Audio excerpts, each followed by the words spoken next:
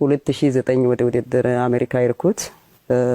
ከዛ በኋላ ባለቤቴ ከቤት ወጥቶ ጠፍቶ ጠበቀኝ ማለት ነው እኔ ሲመለስ። እሺ ከዛ እኔ እሱን ፍለጋ ላይ ቀጠልኩት።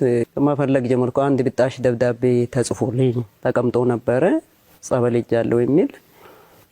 የተጋባ ነው በፕሮቴስታንት እምነት ነው በሙሉ ወንጌል። እንዴት ጸበል ሊሄድ ቻለ የሚል ጥያቄ ነበረኝ።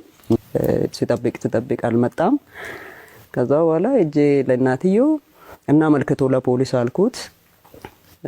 እሺ ና ያለ ያለችኝና ከቤቷ ወጥቼ ልክ ከዚህ እዚህ አካባቢ ጃክሮስ ጋር እዚህ ማብራት ኃይል ነው እሱ እናት የምትኖረው። ከቤቷ ወጥቼ ልክ ማብራቱ ጋር ሲደርስ ደወልልኝ።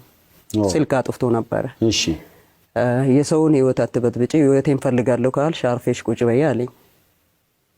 ፍቺ ፈልጋለሁ አርፈሽ ቁጭ በይ ብቻ በቃ ይሄ ነው። እሺ ህይወቴን ፈልጋለሁ ካልሽ 2009 6ኛ ወር ውስጥ ነው ከቤት ወጥቶ የጠፋ። ከ8 ወር በኋላ ቆይታ ከፍርድ ቤት ማጥሪያ መጣለኝ ማለት ነው።